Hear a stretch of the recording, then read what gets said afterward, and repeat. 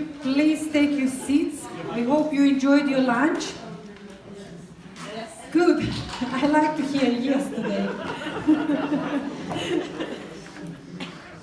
So, and now we are moving on to the second part of the program.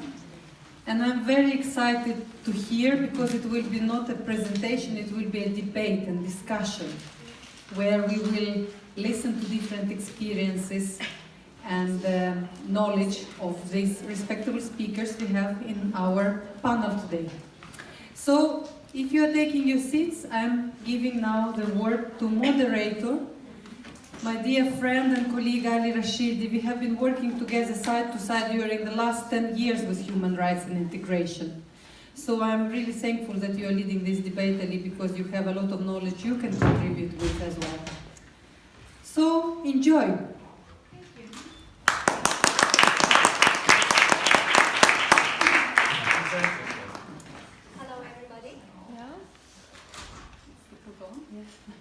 Hello everybody, thank you so much for being here. Thank you for the organizers for this very important seminar.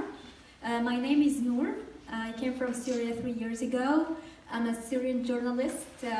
Now currently I'm working on the Swedish TV, SVT. I finished my master during my PhD in January. So glad to be here. Hello, my name is Nikos Pitsoulis.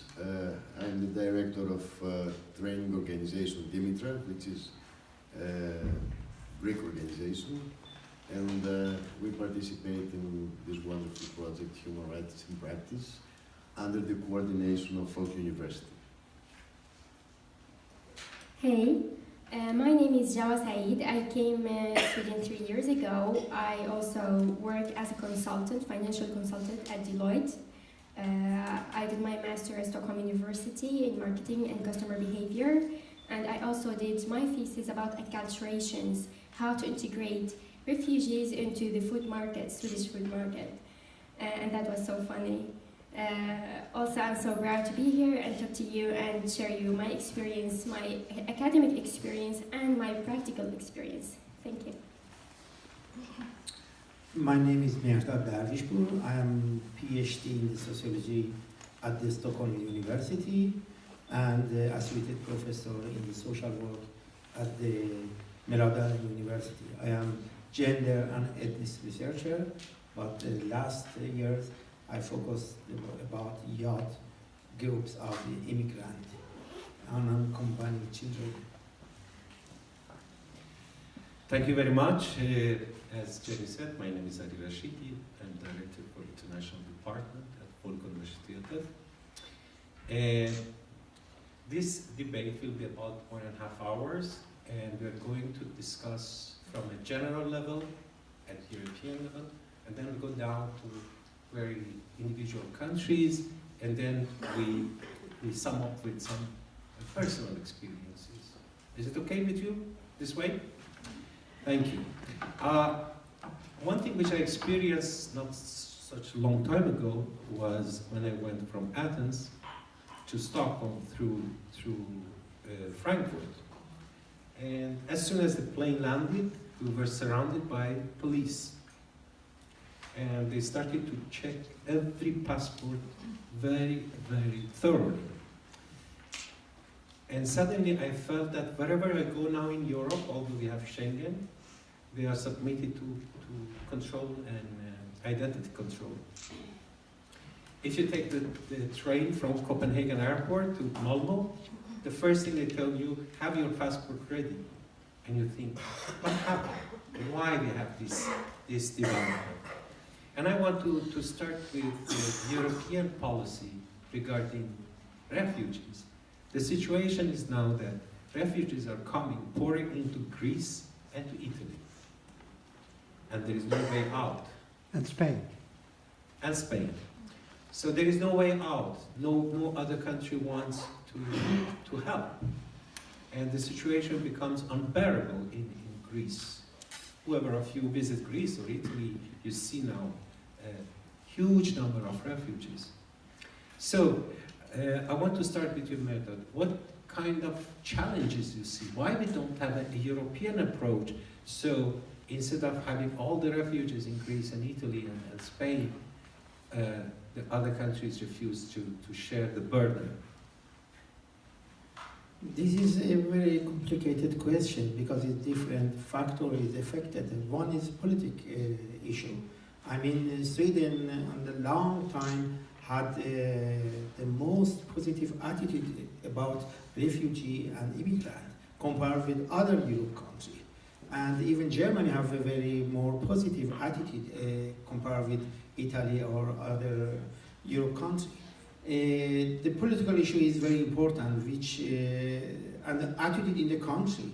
Even the traditional of immigrant is very important issue as well. I mean, some country at long time they have experience of both labor immigrant and family immigrant and even refugee, but other is very more closely. In the fact, the most restrictive policy about refugee and immigrants is in the East European country. If you want just compare, Poland, for example, have 0.4, less than 0.5% population with immigrant background, but Switzerland have 27%. About 56 times more, you know, and Sweden have 22%, and Germany, even Germany. But as you say, Italy, for example, have just 4% people with immigrant background. I mean, the different traditionally of attitude about immigrant is very important issue. The economic situation have some effect as well. I mean, Germany, Sweden is rich country. And some of, if we talk about, for example, Greece, you know, they have a lot of economic crisis. And you can understand why the economic crisis can lead to more negative attitude about immigrant, refugee question, etc., etc. I want to talk about this is partly a political question, partly attitude and traditional of how many immigrant people have been there or not, and partly really is an economic question. But they talk about the European Union. In the fact, this is just a laugh, this is a joke. I mean, this is completely different issue about women question, welfare question, and immigrant and refugee question. They are long from union, because I can understand why even Sweden and other countries try. They make some union policy about refugee is more or less impossible. I don't think it's easy. All of Europe countries in the future can have same policy. This is the most important challenge we experience today. Thank you. Thank you very much. I think it's very important to give all these different aspects which are important. Mr. Pitsoulis, I wanted to ask you regarding Greece, because Greece is now, since the countries closed the borders, the refugees come to the islands, to the mainland in Greece, and they're stuck there. Can you give us a more detailed picture? Yeah, I would like to start from 2015, when we had the evacuation of Idomeni. I don't know if you know this area. It was an area in the northern part of Greece where all the refugees stopped there, and they could not go further to the northern countries of Europe. Finally, when the evacuation happened,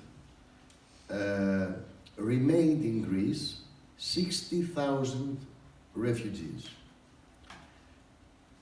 So we have two pictures to see there. The one is that this number was really very big for Greece if you have to take into consideration the unemployment in Greece, the financial crisis, and the population.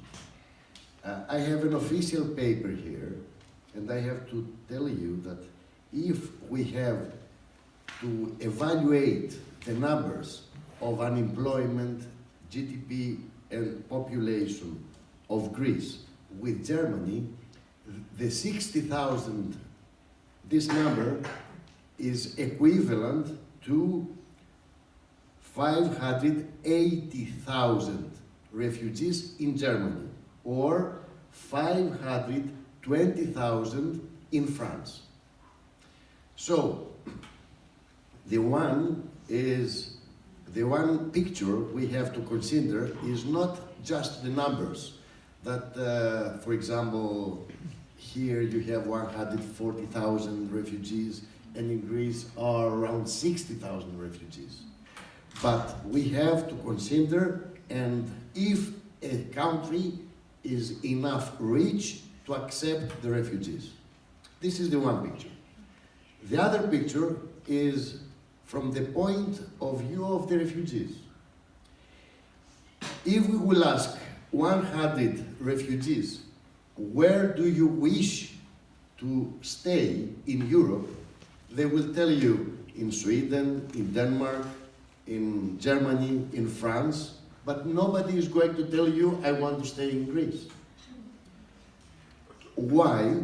Because of the financial crisis which happens in Greece. Now, when a person is entering into Greece, is arriving to our Greek islands, the first step is to register them. Maybe some of you had this experience. This registration procedure takes for around 2 years because all the procedures we have to follow according to the European law are taking 2 years. I'm wondering if I should be a refugee and I should start from my country, from Afghanistan, in the day one. I had to pass Turkey or Iran, Turkey, and so on, to arrive in Turkey, waiting there for around a year. And after passing to the Greek islands, staying in Greece for 2 years, as in the camps. And after I was arriving finally in Sweden, and I had to follow all this integration program you have. I think that finally, even though I should be a very, very productive citizen in Afghanistan, after 4 or 5 years of all this story, finally I should be a passive citizen who is willing to receive just retirements or social fare fees and so on. According to this, I have to put you another picture. There is no, I traveled and I worked in 43 countries in all around the world. I have never met even one person who is willing to leave his or her place, his or her house, if there is not a serious reason. It's madness when we are in our societies here and thinking that, oh, all these fucking people who are coming from, from Afghanistan, from Eritrea or wherever, or Peru or from wherever, we have to understand that the main problem of these people is that for financial reasons, political reasons, environmental reasons, they have to move in order to survive. So I gave you all these 3 pictures.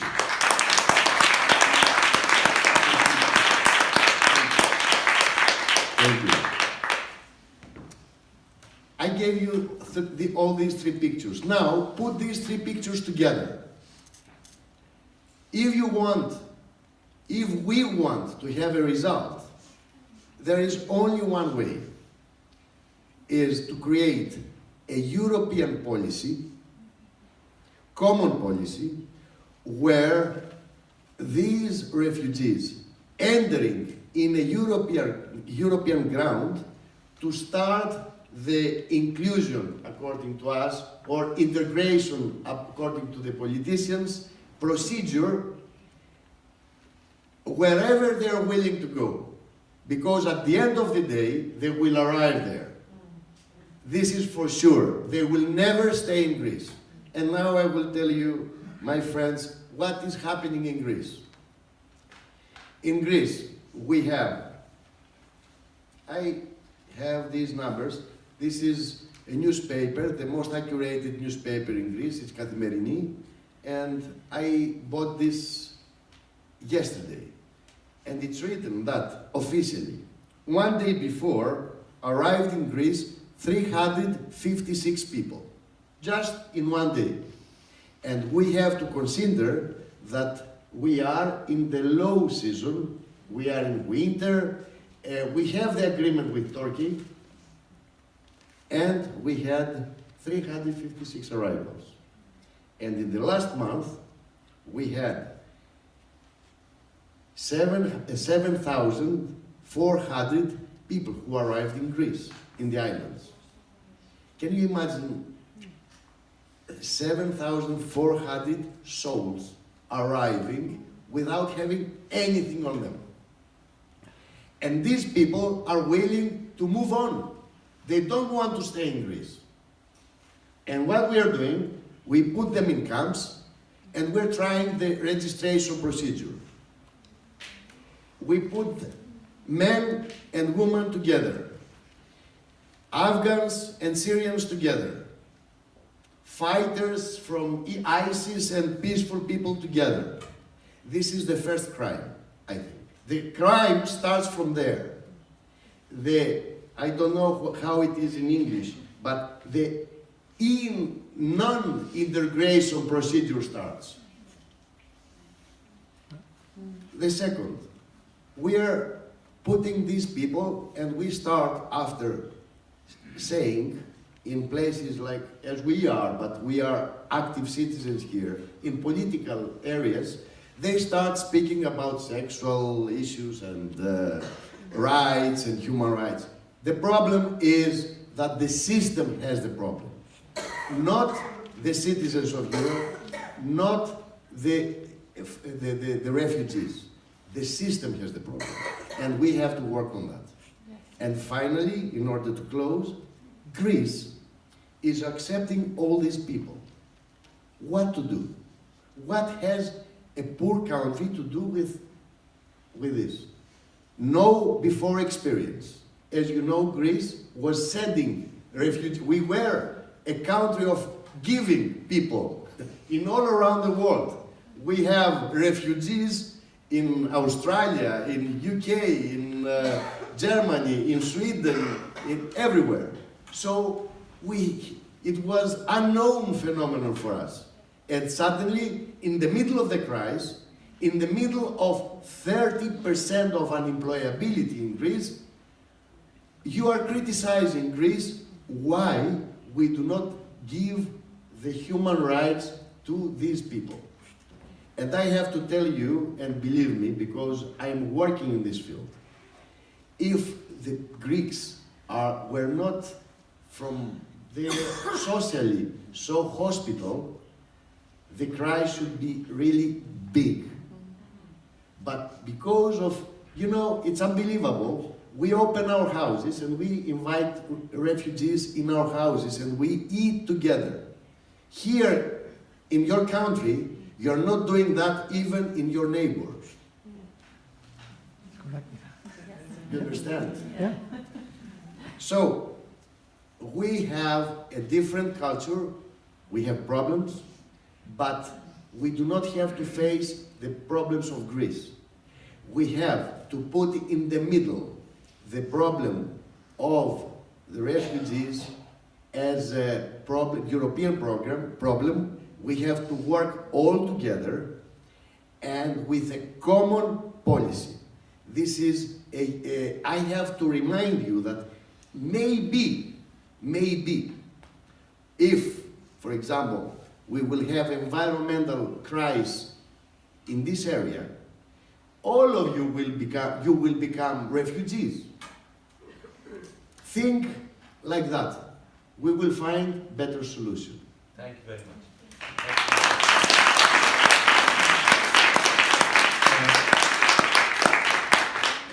Of course, when you're discussing refugees and you're looking at as one single group, but as you said, Mr. Pitsoulis, they have different cultures, they have different educational background, they have different histories.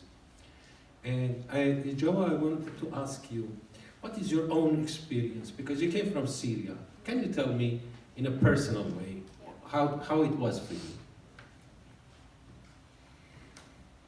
First of all, I want to mention something is basic for me, like the definition of refugee.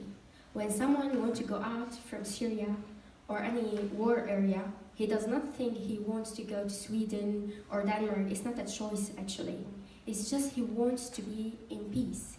He just wants to go out to feel human again. If he has children, he wants to think about his children's future.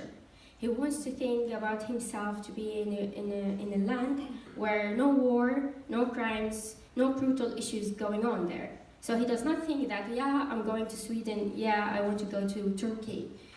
If any Syrian has the opportunity to stay in his place, he will stay. And if he has the opportunity to go to any Arabic country, neighbor Arabic country, he will go there too. Like if we want to look to any Arabic country now, Gulf area, they don't have refugees. I mean, they would prefer to go. Even so many had a job there, but they were sent out. For me, I had a scholarship to England before I came to Sweden, but they canceled it. When they knew that there is a war in Syria, they just canceled my scholarship. I don't know why, I did not ask, and I did not have the right to ask, of course. So when you go out from your country, you don't think where you want to go. It's not, as I said before, it's not a holiday or a weekend. You're just going to stay for you're going to build your future. This is the first point. The second point, refugee as a word. When you are in your country, like now, any Swedish, he does not consider himself a refugee when he goes to England, for example. So the same for us, we don't consider us a refugee. It's like only a title, we have it until we get the country that we are going to. When we go to this country, when we arrive to this country, we want to consider ourselves students, workers, doctors, engineers. We don't want to consider ourselves any more refugees. We have this title only until we get our papers. And that's so sad because sometimes you have to fight a lot until you get this, to get rid of this title. Even if you get your Uppsala stamp, as he said, for 1 year you have to fight and you have to have this title, a refugee. And everyone look at you, yeah, poor refugee. Yeah, why did you came to Sweden? These questions, it hurts. And you don't want to think about it because you have so many issues to think about. You lost your house, you lost your feeling of being secured, you lost your opportunity to meet your friends that you used to live with all of your life, your cousins, your grandma, your grandpa, the Christmas time, everything you lost. It's not just like you lost your the opportunity to be in your country. So you have to deal with this title until you get your papers, as I said. And then you have to start as a student, as a worker, as you are. So this is my own experience. I just have this title until I get Sweden, and then I started as any Swedish teenager or a young woman in Sweden. I don't get stuck into the mentality of being integrated, included, excluded, racism. No. I just forget about all of these thoughts and just start and focus. I am a woman. who wants to build her future in Sweden. And I have this right because Sweden is not only Swedish people, for example. I can see that there are so many nice people here. Like when I came to Sweden in the airport, I had this funny story. I used to, like when I went to Turkey, for example, I used to give them my ID, my papers, my university degree to convince them that I'm not going to stay in your camps. I'm not, sorry to say this word, but I'm not a whore coming to work in Turkey, because this is what they said to me. We have enough like whores in Turkey, we don't need any new ones. And I was so upset with that word. But I could not make any problem with them, of course, because I wanted to catch my airplane. But then I had to show them all of my university degrees, my education, my ID, also like that I had a house and some kind of assets in Syria, I have bank accounts and stuff. And then when I came to Sweden, I did the same. This is my reaction. I just started to show her all my papers. And the one that in the airport, she told me, don't show me all of this. Everything you need to show me is this one, like your Apple stamp, because I had it at that time. You are in Sweden and welcome to Sweden. And I felt so happy with that. I felt so safe.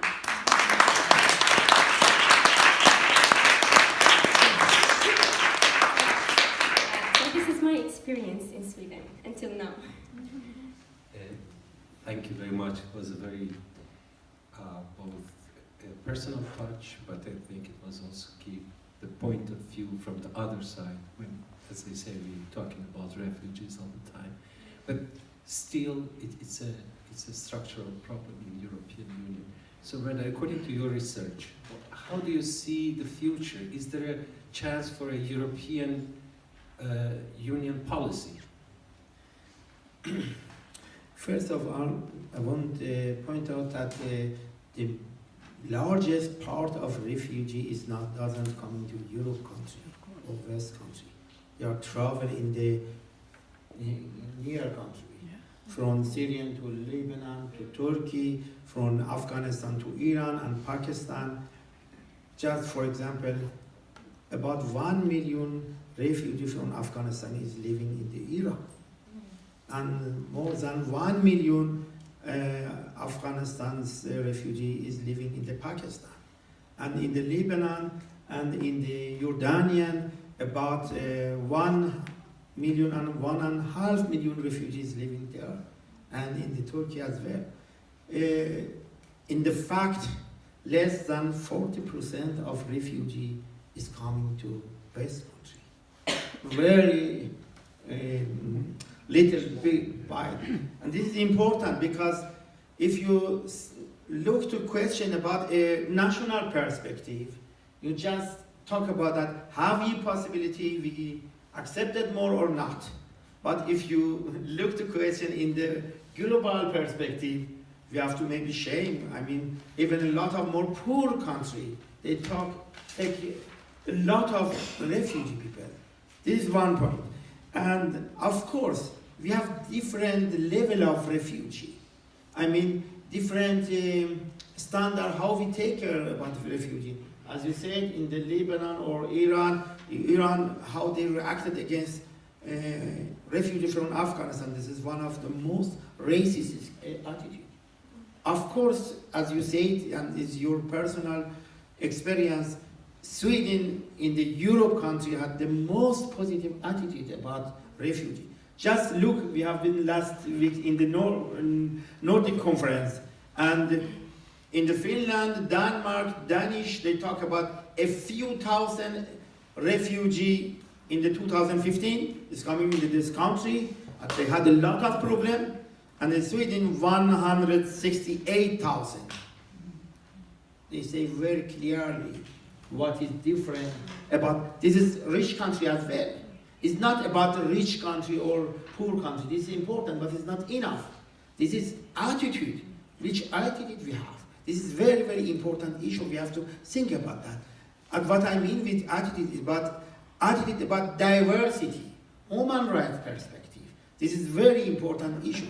If you look what happened in the Europe country, the racist power, racist party is developed in Christ in the all of Europe country, in the French, in the Germany, in the Sweden, in the Netherlands, in the Christ is one fascist party have a lot of vote in the last election. I mean, this is important. This is, if you ask me about future, I'm a little worried about that. Because I mean, even if you look to Sweden, before, in the start of 2015, Premier Minister had totally different topic, attitude. He talked about we have to have solidarity. Just a few months later, he said exactly a lot of issue which usually we hear from the anti-immigrant party, Swedish Democrat Party. I mean, it's important how the climate is going to be more harder and harder in the Euro country. This is the most challenge, I think, is we have to think about that. One thing more about what you said, I think this was very important. Refugee is not permanent status. It's just temporary status. And not about just refugee, even immigrant. If you ask me, I would talk immigrant word is a racist word. How long we have to immigrate? I did my immigrant 28 years ago. And I have continued immigrant, even we talk about next generation immigrant. He or she immigrated from mother's body, not from any country. And I think, again, when we make a we and them discourse, this is really very dangerous for integration or inclusion. And because I think if we want change and challenge the situation, we need to an anti-discrimination perspective, which is based, human rights could be based for this issue in the Greece, in the Sweden, in the all of European countries. Because I think the solidarity is possible if we have human rights perspective as a base of our policy.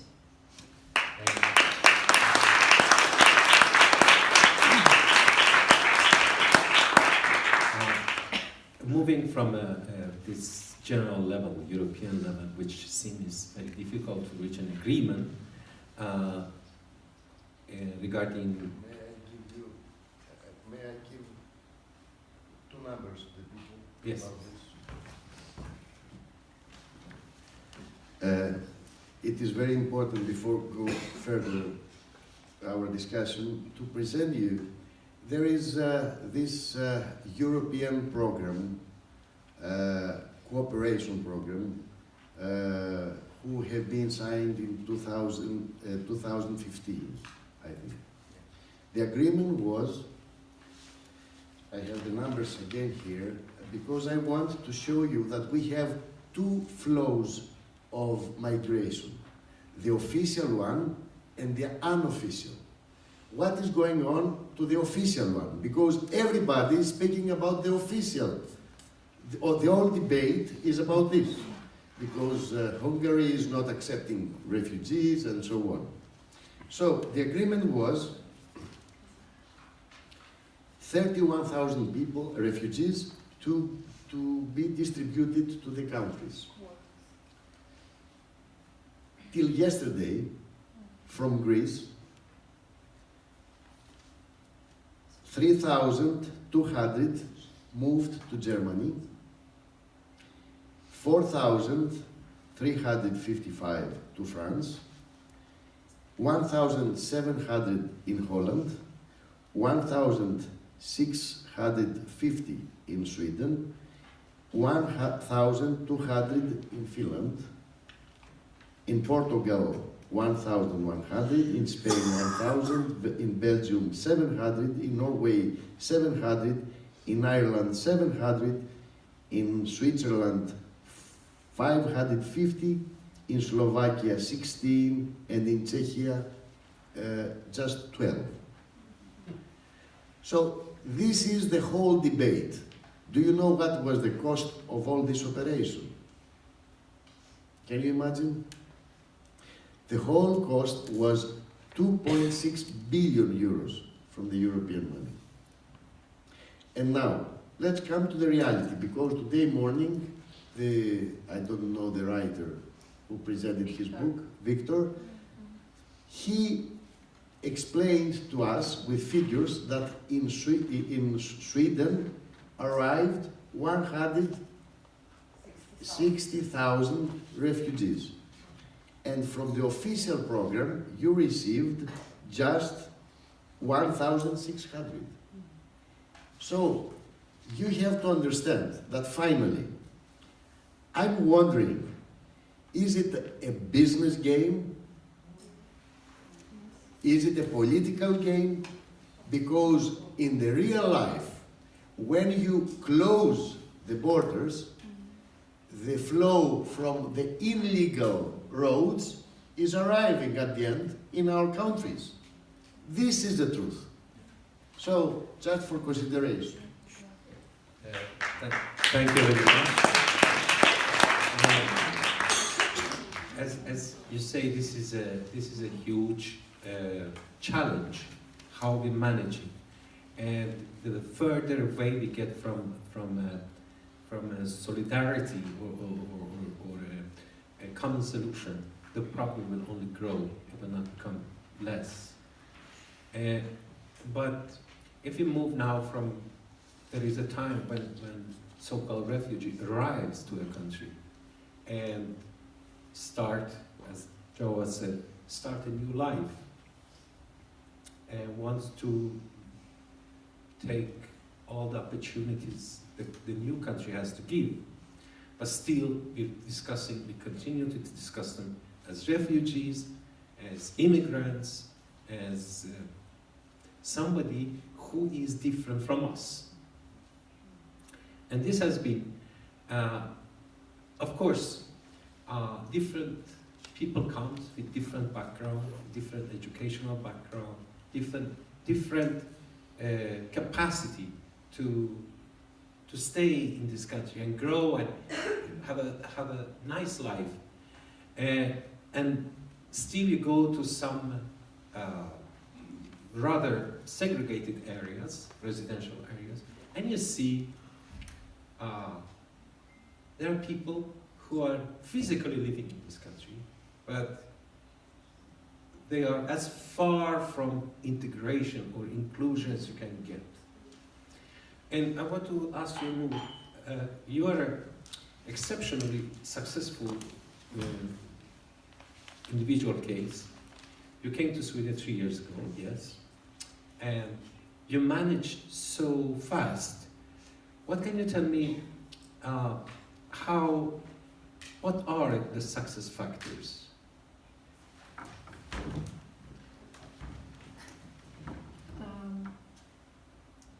Actually, my mom phrase. That's so weird, because she told me human nature is the same wherever you go. And that's so true. I think that's something we have to keep in mind, in our minds. When I came here, I didn't put all these obstacles in my head. I had my own goal. I didn't come here to be less than the way I was living in my dad's house and my neighbor. After 3 months, I got the job in Aftonbladet. It was only one project. But later, when I just started dealing with my colleagues like my new friends, like as if I went to another job in my same home country. And it just kind of flowed and just focused on what I want here in this country. One very important thing is the ID crisis, thing that every new person come to a new country face and suffer from. I would never take the necklace, the ugly necklace that my grandmother gave me. I mean, Swedes love our foods. Why would I change to the Swedish kitchen, for example? Like very small details that will keep you secure, because home is what you have in your heart, is what you have from memories, it's what you have had, all the love that you had from your family, your friends, all this stuff. You cannot change it, because you will always meet different people. In Syria, not everyone around me was positive, not everyone wanted me to be at work, not all men were so open and or so aggressive, for example.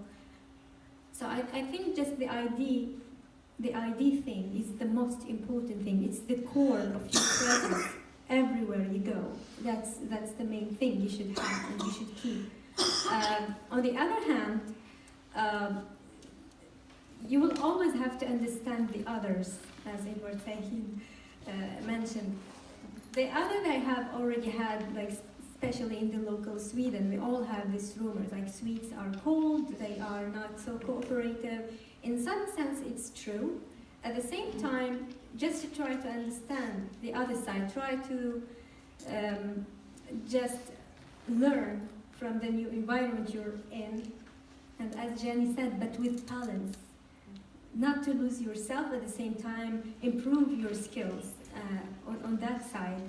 I think that's the most successful thing, even though there were a lot of obstacles till today I face every day in my career life, especially.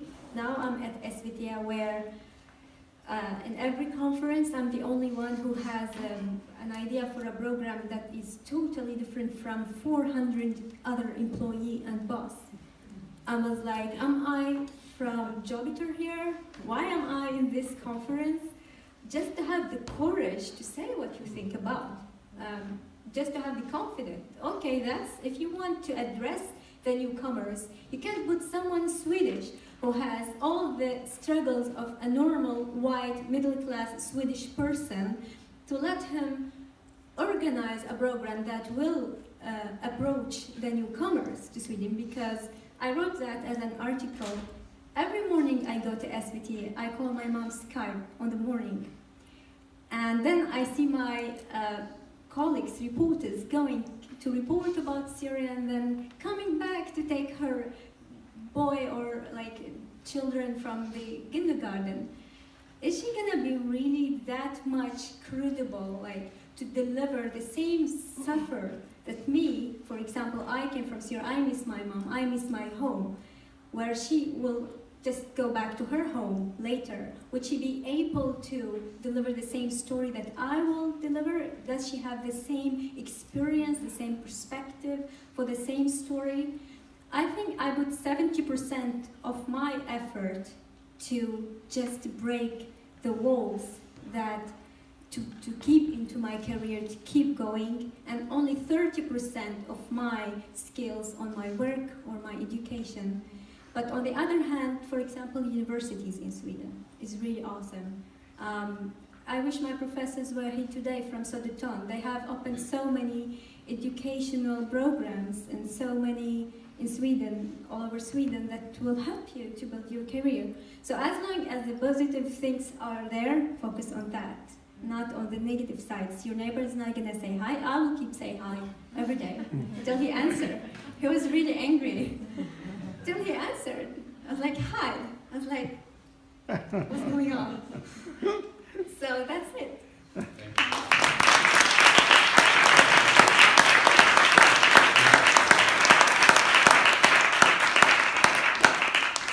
Actually, your answer made me a little bit terrified because it's about the identity. Because wherever I go to Greece, they say, you're a Greek, you're not a Swede. I go to Russia, they tell me, you're a Russian man. Yes, so I about identity. But I just want to make one comment, that there are possibilities, there are challenges also at the individual level. But if you're determined, if you have a goal, I think Sweden, compared to many other countries, is one of the best countries, give you the opportunities. And then it's up to you, how do you use those opportunities? I think this is very important when we look to you both. This is very interesting example of you can look to people with immigrant background or refugee background not as a problem, but as a resource and part of Sweden's future. I mean, one big mistake which have rooted in the racist discourse is we look to people with other background as a problem. When we start look to people as a problem, is never, ever we can include it. We have to see there's power, there's motivation, there's resources, and you have to look to them as an actor, not as victims. This is a very important issue. If we talk about refugee, for example, all the time we talk about how many this cost for society. But first, refugee right is a part of human right, exactly as women right, as children right. When we have to pay for children right, if we take care about children, nobody says it's cost too much for our society. This is a part of future. This is very important. Don't understand the refugee in the term of how many is cost for society. This is a part of human rights. If you have respect for human rights, you have to accept it, refugee rights, for the first. And for the second, it's very interesting. I have been in some conference which is arranged by government, and the head of journalist union, they talk about, immigrant, refugee as a lot of problem. And I had some comment and question asked him. I said, can you explain for me why all of academic researchers, included mine, show that the immigrant and refugee just give possibility for the new society. They became more rich. This is important for labor market. They are important because population is going to older. Without immigrant, it's impossible see to future. How could all of academic researchers show this picture of refugee and immigrant? But in the media, all the time, you read about problem, and problem. I would say that this is very important. See that, as you say about your experience, my boss in the university, in the fact, he is unaccompanied children. But when you hear about this, this is problem here. No, this is a boss of university. It's important if you have positive attitude, included perspective, look to people as an actor, you completely can have different possibility for people can develop themselves. But if you have the negative perspective, they are problem, they are dangerous, of course, this exclusion policy and they led to more segregation gap in the society. Thank you. I think we all agree that we have a European problem. We have a European problem because the system doesn't work. And of course, in the end, it's the people who suffer. When you see the camps in Turkey, when you see the camps in Greek islands, I've seen camps outside Athens, which was really horrifying. But let me be a little bit provocative, because we are all, I think, we agree about the same principle, we have the same value. However, when we discuss integration or inclusion, a society must have a society has two things. One is the identity. Yeah? This is Sweden. It means that we speak Swedish. It has some basic values which we all have to share, otherwise it will become, I cannot be in Sweden and have values which is against not only the law but against the culture of the country.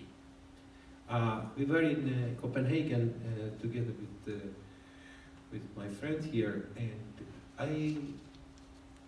we listened to a man from Norway, which was amazing, from a very, very small municipality. And he presented the best practice, that there are no refugees in our municipality. We refuse to see, they are citizens of our municipality.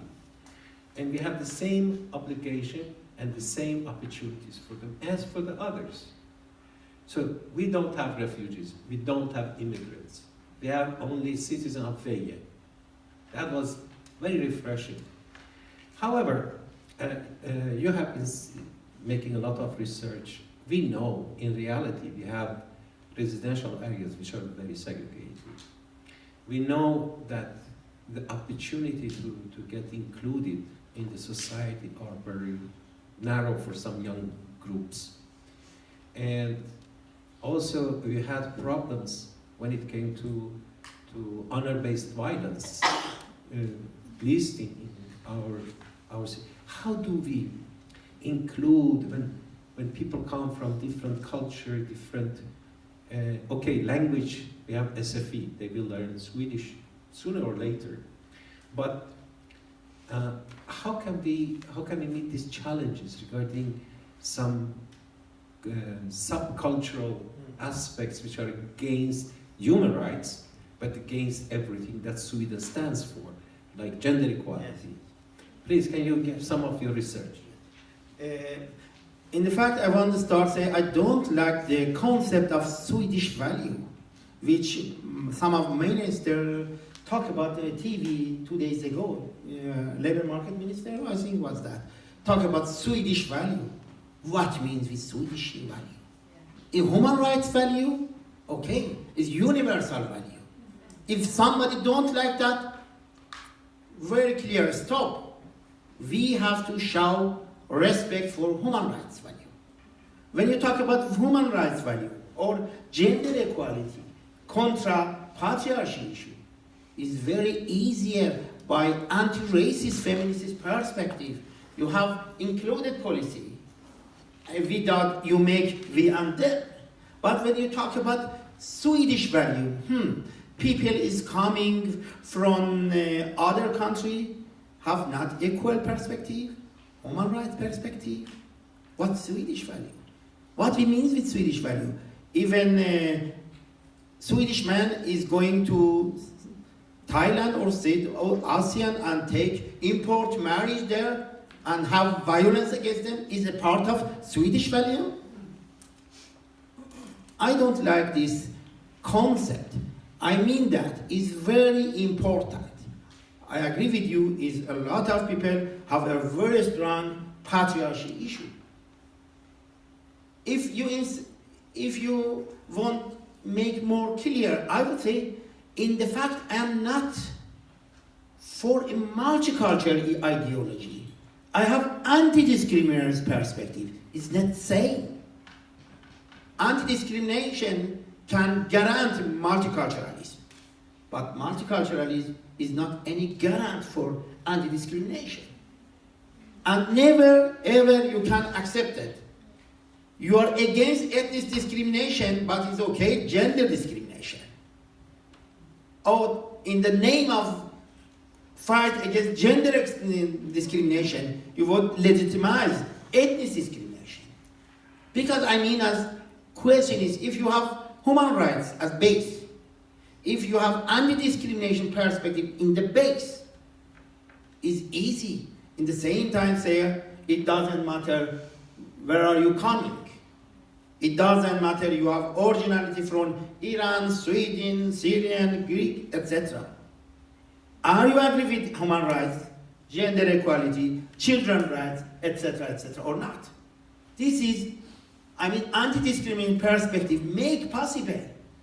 In the same time, you fight for gender equality and against ethnic discrimination.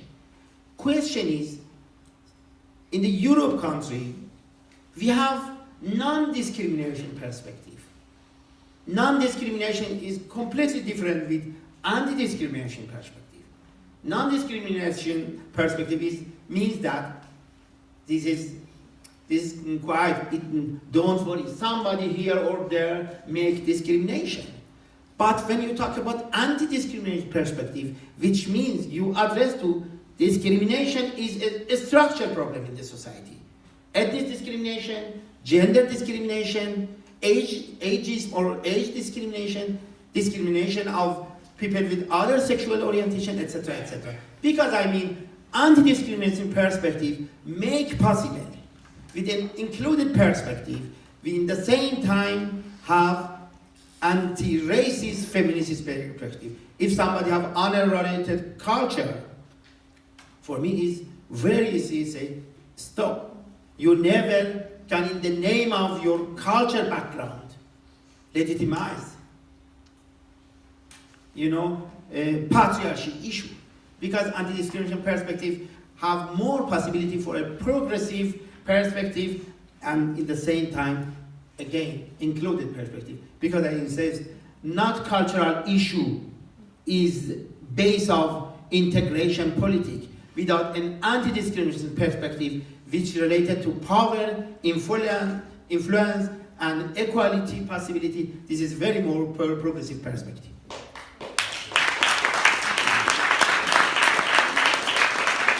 Well, I said I would be provocative, so I was provocative.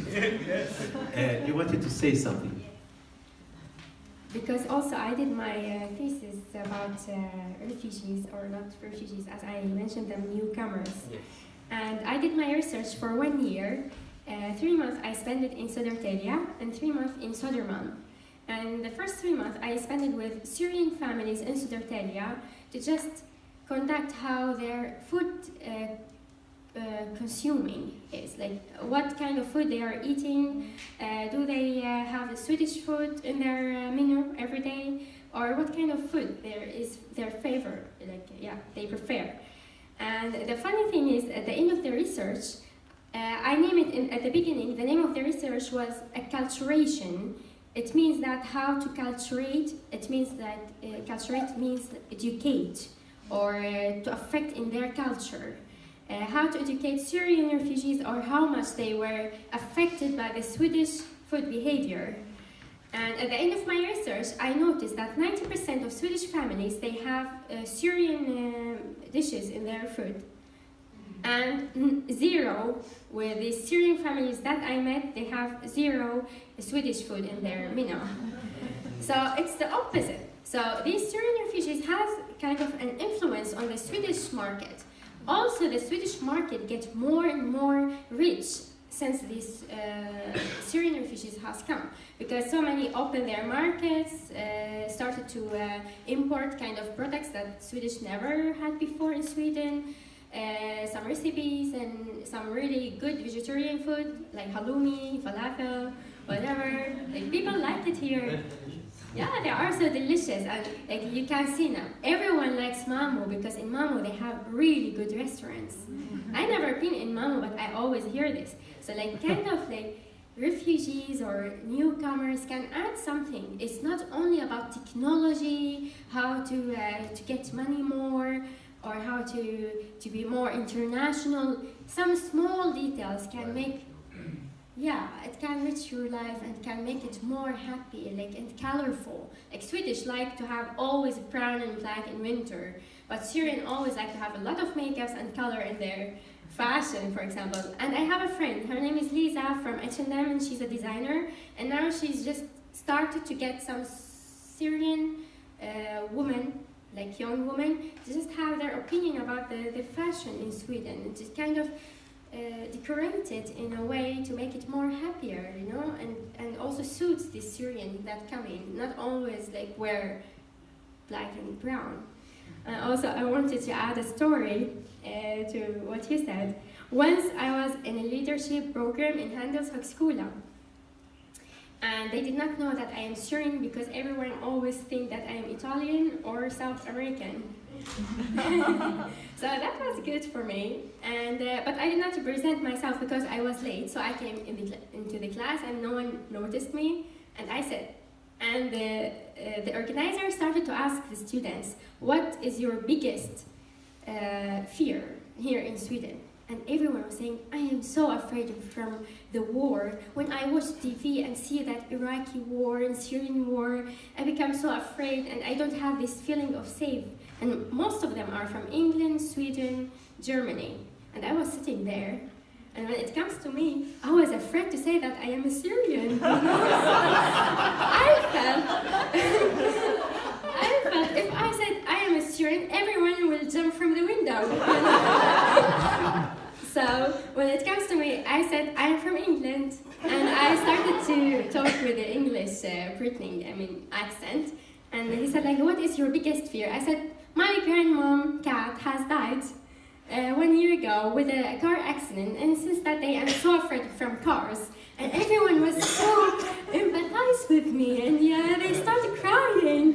And said, yeah, thank you, and because I was so afraid to say I am Syrian, really. Because if I said I'm Syrian, everyone was talking about this war and the refugees that are coming here. So these refugees, when they are coming to Sweden, they will bring their war and traditions to Sweden. So if I said to them, I am Syrian, what they will think? So at the end of the class, I stopped on the door and said to them, hey, I'm not from England, unfortunately. I am Syrian, and I came and just wanted to hear your opinions about. And everyone was like, what? And next day they were asking about me, and I had to apologize to the administration because I did that, because I caused so many problems to the students, because they were really afraid from me. And I get so surprised with that. I did not expect it, but it was a fun experience. To know. They liked me when I was from England, but they did not like me when I was from Syria. Okay, thank you. Yeah, and I think this kind of attitudes in the society affect you daily, but still, if you're strong and you have a goal you want to fight for, you will manage all this. And regarding your food, I love Syrian food. I cook it myself. And I wanted to move the discussion away a little bit about. You said that you're afraid of future, and I'm worried. You're worried. Okay, you're worried about the future and the development we see with the rise of racist parties in many European countries. But I want paradoxal. Both racist party and in the same anti-racist party and anti-racist movement is going as well, grow up as well. I would say society is going to more polarization of racist and anti-racist, not just pessimistic about future. As I just yeah, but I mean, living in Sweden, growing up in Sweden, going to school and then university, I have seen, we saw during 70s there were some racist parties, they disappeared after 5 years. And you saw it in Netherlands, they lost, actually. In Germany, yeah, it's a growth, but I think, I don't know, but as a citizen of Sweden, I don't feel worried. I feel there are so many opportunities because I work all over Europe and I see more people who are open and more generous than people who are afraid. This is very interesting issue because depends on what we compare with. Again, I insist, in the Europe country, Swedish people is most anti-racist people. 10 years after years, Swedish people have the best attitude about diversity and immigration, compared with all of Europe countries. This is important, you know that, because if you just look what happened here and you lose a global perspective, could be problematic. But in the same time, Sweden is not just closed society from rest of world. The global effect, the global trend is affected to society, to Sweden as well. When in the Europe country, the racist part is in crisis, of course, affected to Sweden as well. When Swedish Democrat Party is coming to parliament, researchers talk about Sweden was the last place racist party successful coming to parliament. you know. And again, this was partly, and what happened in the future partly depends on the economic development. This is the important issue. When we have more economic development, the place for racism could be very limited. But when we have unemployment, class gap, segregation, etc., they can lead to more negative attitude. And I and some of my colleagues, we make some attitude research, 10 years attitude research about diversity and migration in Sweden. When we look to what happened after 2015, dramatically attitude change to more negative. Why? Partly can be result of, you know, the storm of a big refugee group, but I am not sure this is the most important reason. Political issue affected to people's attitude.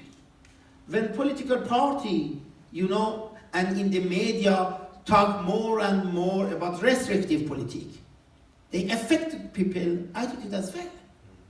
And last but not least, I think this is important. In the Sweden, in the long time, we had a segregation integration policy. Yes. We talk about segregation integration policy, which means you are one of us, but not completely like us, okay? And integration policy is ethnified. When we talk integration, we think about just immigrant people. How start integration became as an ethnic question. In the fact, integration or inclusion have been originally a class question. When people were on unemployment, they are not integrated. But today, class have a color.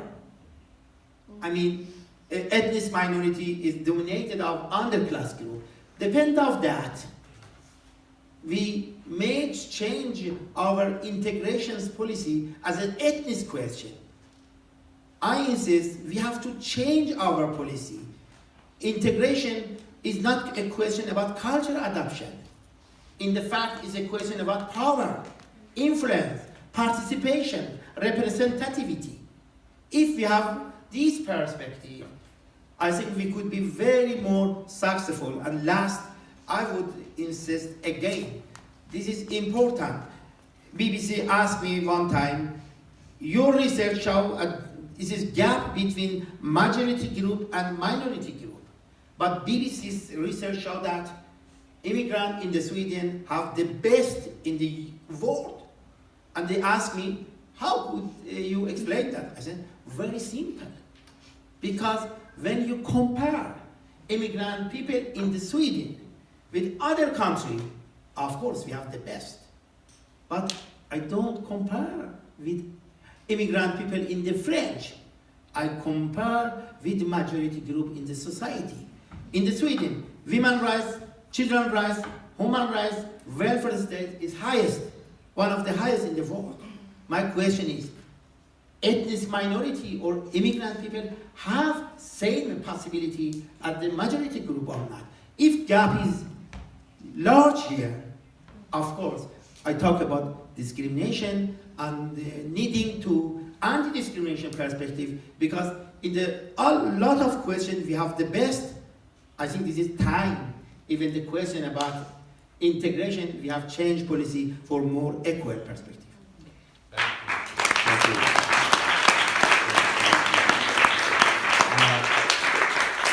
Nura, we have been talking the whole day about the picture we get from the media. Evgenia was talking about these two perspectives. I mean, what does it mean, immigration for a country like Sweden or for any country? And she referred to many research, which shows it's a benefit for the country. But however, we read many times in newspaper, normally when there is something negative. Can you, as a journalist, explain for us why it's so difficult to get the media to understand the research so they can have a more realistic picture? Simply because they are taking it from a Swedish perspective. The ignorance. I mean, the ignorance is the main key in Sweden. I was in Aftonbladet as undercover to show how our young Swedish people are recruited to go and fight in Syria. For 3 months, I was recruited myself in Stockholm, Jönköping, Malmö, and it was that simple to be recruited. And that was one of the most successful projects I did, and Aftonbladet agreed that we did together because it was me who did it. I could know the language, I could know how to communicate with these people, I could see and know who is the one who is an extremist ISIS person and who is a moderate Muslim, but a Swedish person who, no matter how degrees he had, he didn't live in that society. He cannot really know, he cannot make the difference. I think ignorance is the main key. In media, it's almost, unfortunately, it's the Swedish mentality that is dominated. I'm very optimistic about that. I'm optimistic that it is gonna take time to include more people, but it's very, very, very slow, unfortunately, because it's like this. Hierarchy, bureaucracy,